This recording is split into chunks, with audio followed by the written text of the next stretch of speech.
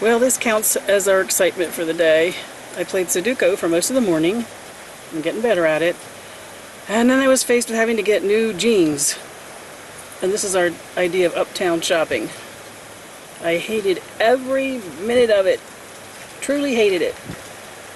So since we had to pick up a quick something for dinner yesterday, it wasn't much of a celebration for Roger's birthday. So today we're going to Krabby Dick's, which is a seafood restaurant.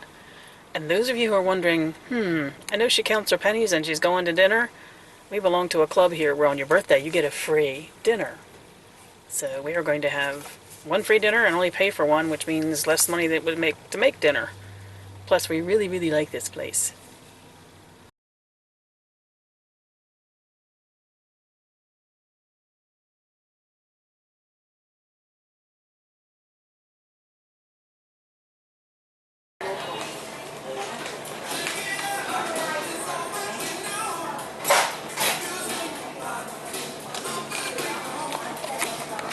Nice meeting you, kids. Have a great evening.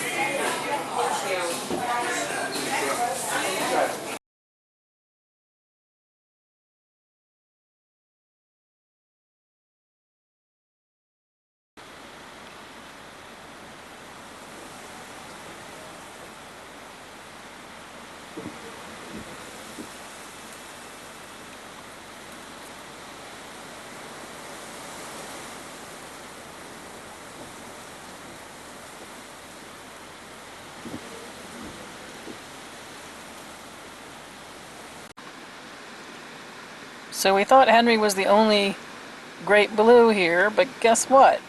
Only a couple hundred yards away from him we found another guy all hanging out low in the weeds to avoid the wind. Maybe Henry has a girlfriend. Henrietta. Henrietta? Zoomed in too much, I guess too rickety.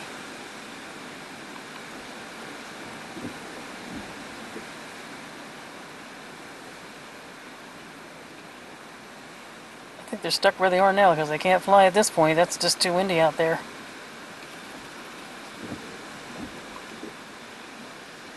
So it caught our eye as we were driving by.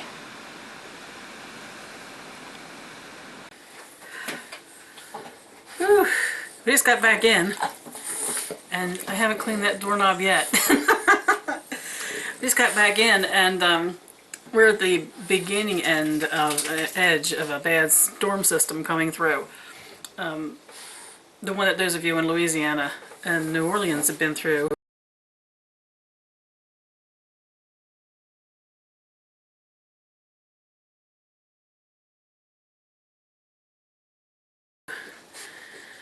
Yesterday, with all that terrible weather and the deaths from the tornadoes and the storms.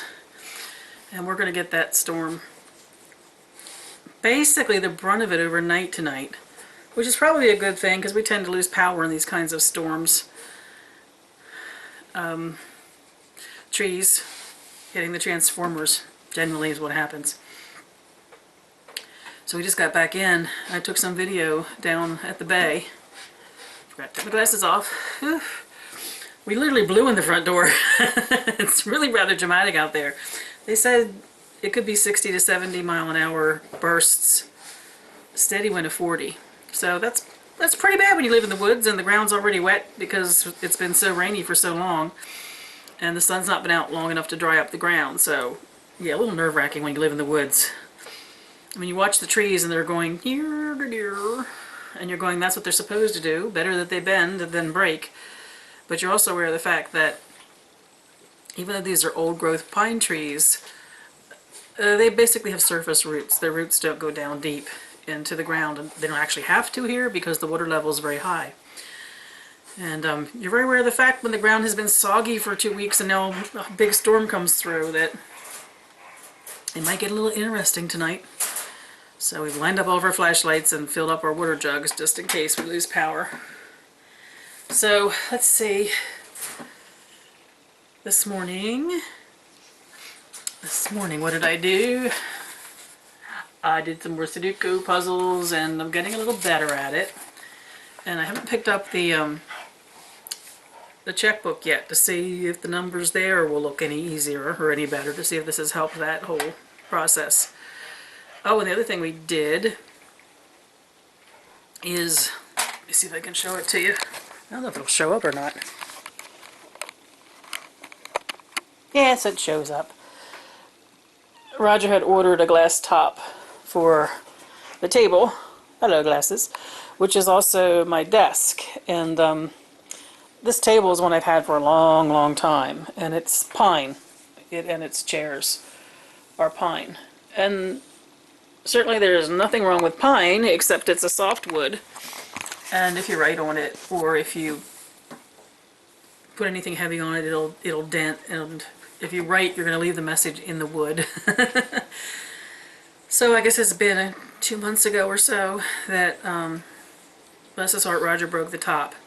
He was very angry with himself, but you know, it was one of those things. It was an accident. He dropped something very heavy on it, and it broke it. And so he had ordered, there's a place nearby that does tabletops, so he had ordered it, and we went to pick it up today. Actually, he went to pick it up today, but I helped him get it out of the car. It's amazing how, that table's not all that big, but it's amazing how heavy glass can be. So he took care of the glass, and I played Sudoku while he went to get the glass. That's where my Sudoku came in for the morning. Then we went out. Oh, yep. You saw that in the video clip, to Walmart. I don't have but 2 pairs of jeans because there's no real place to store a lot of extra clothes where we live, and both of them are due to be replaced. The kind of replacing that at any minute I felt like I was going to be bend over, and the whole butt was going to pop open. Yeah, they're well worn, well washed, well dried many, many times over. Our clothes take a bit of a beating. I've never used a clothes dryer until we moved here. Literally never in my life used a clothes dryer. I've always hung clothes out. With the birds here, you really can't do that living in the woods. So we actually do have a clothes dryer. It's amazing the difference in how your clothes last. Big difference when you're using a clothes dryer as opposed to hanging your clothes up to dry. So I went off to Walmart to get exotic, big uptown shopping to get jeans, new washcloths, and a new pocketbook, because I was starting to collect too many things, like with my calendar book, and I'm carrying the camera so I can vlog, that kind of thing. I only ever had a little tiny pocketbook because I'm not a pocketbook person, and I need a slightly bigger one. So, oh, and I bought a wristwatch for 10 bucks. I have no timepieces, and haven't needed them since we retired. I honestly don't care what time of day it is, but there's been some places I've gone recently that either I was going to meet someone or I was in a meeting and I needed to leave on time and didn't know for sure if the meeting was running over. I still needed to leave on time, and I realized I needed a watch, so I bought a cheap one to get me through that. That was the big shopping spree. It's a big shopping spree because we probably haven't been to a store to shop since September, I think, when we were getting ready to go on our trip across the United States. So that's how often we actually get to a physical store. I don't mean to say we never shop, but most of the things that we buy online. It's interesting living where we live. There are a lot of outlets over on Beach Highway, and I'm sure they are highly discounted things for people who are used to spending a lot of money for name brand clothes, and they're excited at the bargains they get. But I'm not a name brand clothes person anymore. In my previous life, I probably would have thought it was great bargains to go to those outlets. But now it's like, I'm sorry, but I've been buying new clothes recently because I'm getting out and about more. I needed to add to my wardrobe. And I've been buying somebody else's clothes off of eBay is what I've been doing. And, you know, paying a very small amount for them. So the outlets do not appeal to me. And we do have a Kmart, but it is the creepiest Kmart I've ever been in.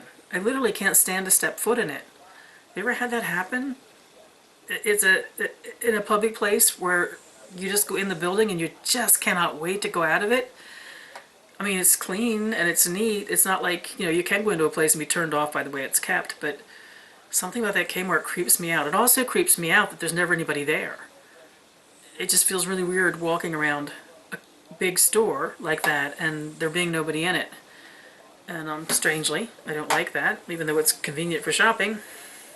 So we don't go to the Kmart. Neither one of us, both of us feel the same way about it for some reason. So we do have a Kmart and we do have a Walmart. And that's it. There are no department stores that are not like beach outlets or expensive department stores for the tourists. Unless you drive like a little over an hour north of us to the state capital, to Dover. So we went in town and shopped at a store. And as I mentioned in my video, I hated every minute of it. I don't like shopping. I really don't like shopping. But it had to be done, so it is done. And I won't have to face that for quite some time. And then we wanted to go to a nice dinner today because we just grabbed something quick yesterday because of all the errands and Ernie having to have his blood work. Oh, which I'm going to add in here after I finish this. I took some video at the vets yesterday of Ernie, just because it was kind of fun. He loves going to the vets. It's the place they spent most of 2 months when he was so ill a couple years ago. And it's really a testament to the techs there, the veterinarian technicians that help out, and to the doctors that if we go back there now, he has to go every 6 months to have his blood work done for his thyroid and his, especially for his phenobarbital. They check his levels. That's what he takes for his epileptic fits. So he goes twice a year for that, and then so a third time he goes in for his regular checkup. And it's spaced out so that they can be checking, the problems he has with his thyroid and his other medications. He loves going to the vet. He's not a real big fan of riding in the car. He gets a little bit hyper. It takes him a long time to calm down. When we drove across country in the fall, he was in his cage in the back seat because it was too stressful for him to be loose. So he and Bogey were both in their cages in the back seat. So, but once he gets to the vets, he cannot wait to go into the back room.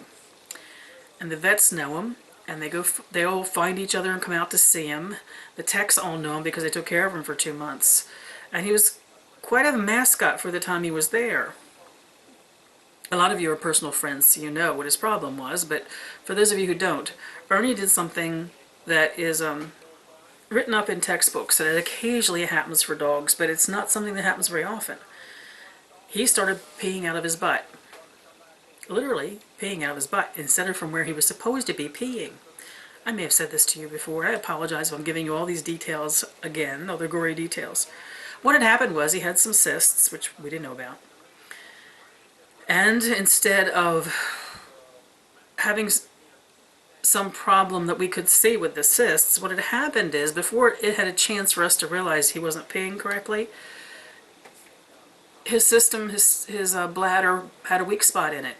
And so what happened was the urine literally found a way out. Well, luckily not into his cavity of his body. It actually entered his bowel, and then he was peeing out his butt.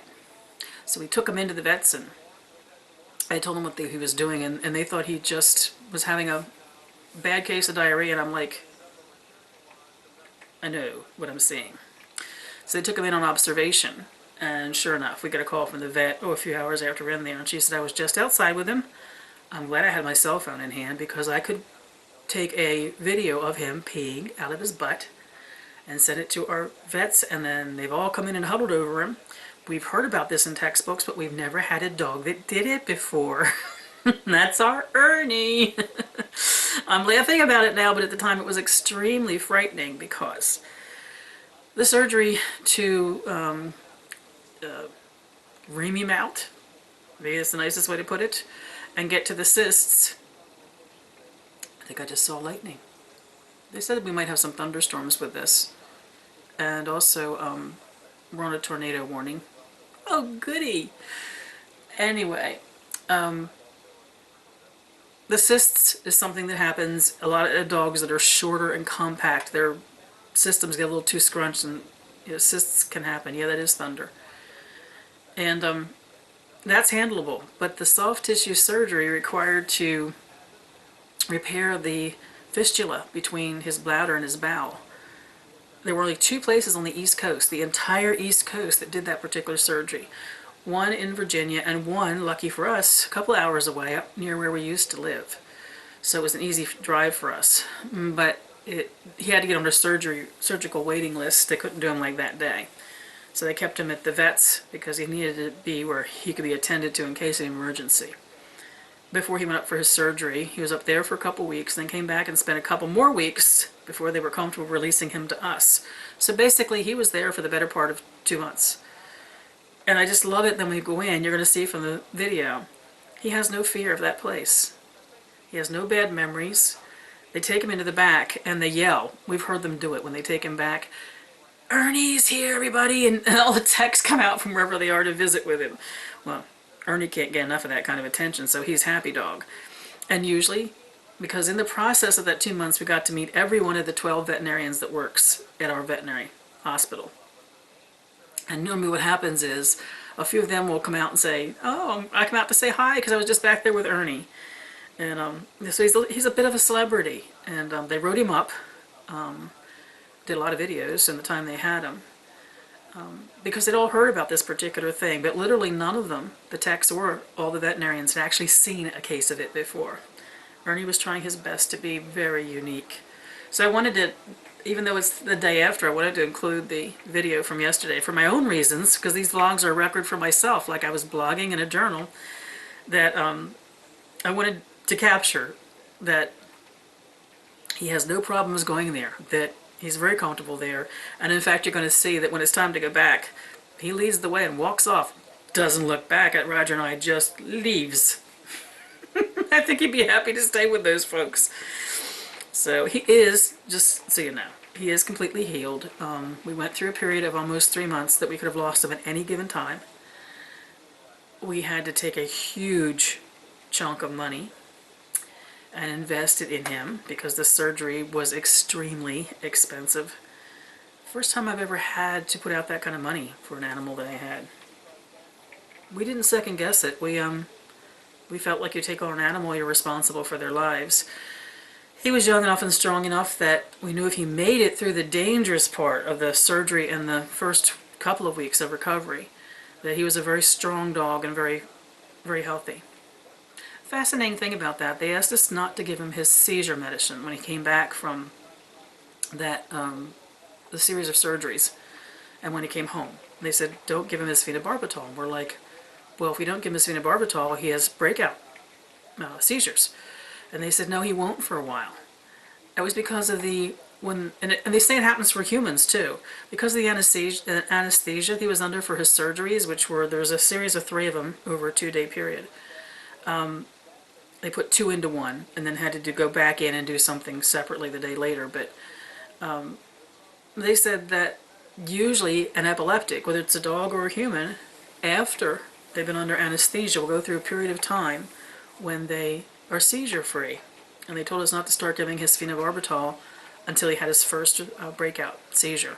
And it took almost 3 weeks for him to have his next seizure. Now, this is a dog that if he doesn't take his medicine 3 times a day, could have 3 or 4 seizures in a day.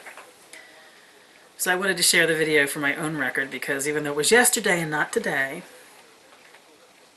it's a happy video to see that he was visiting his friends and very happy to be at our vet's. So that makes us feel very comfortable about using that vet. And that, my friends, will be about it for the day. The video that I'm going to share is my tiny moments. It's from the bay. And maybe a half an hour ago or so when we came in. So it's getting to be a little bit dark because of the storm front coming in. And plus it's later on. I guess it's getting close to 5 o'clock now. And we don't usually see whiteheads in the bay. White caps in the bay.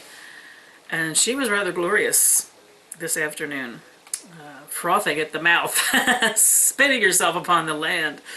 And I tried to capture the feeling of the wind was just pushing the water across the bay. It's coming up from kind of the southwest area. So it's kind of coming this way.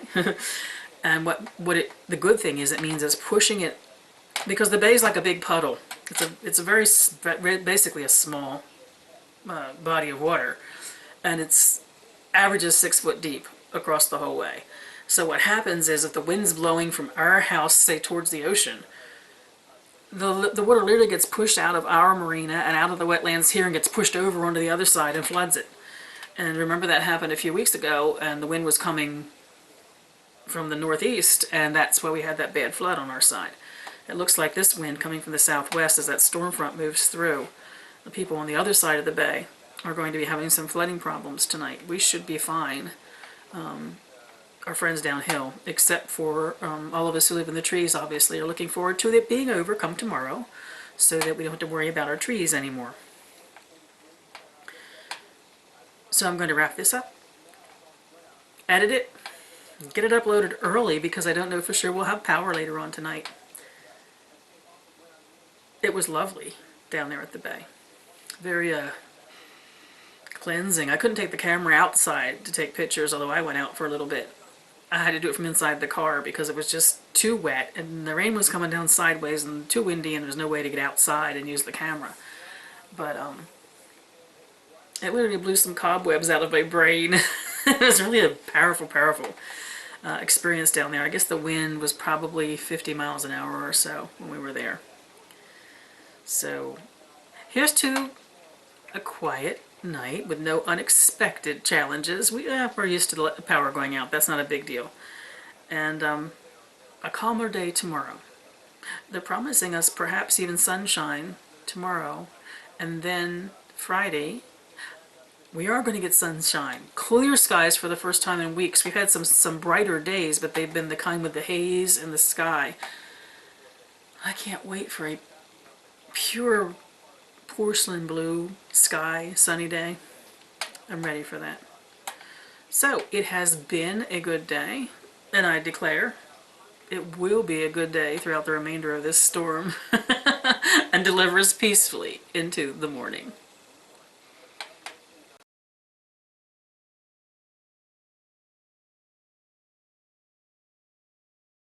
I was just checking that. I thought I was coming to get in.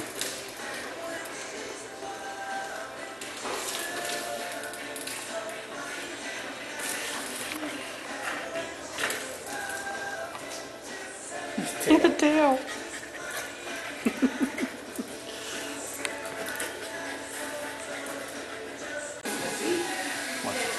Hi, this is Ernie. That's Ernie. I saw your picture. I knew it was you. Oh my gosh. Give him for 30 days Let or me take you something. back. Come on, kiddo. Oh, we'll go anywhere with So you. you wanting just to walk back? No, I'm just taking a picture. We were showing people, because you guys took care of him when he was his life was threatened. You had him here for almost 2 months. And we were talking about how the fact that you can tell by his attitude when he comes here that he was treated good because he's not afraid of anybody. Yeah, that's what I wanted to capture on the video. You talking to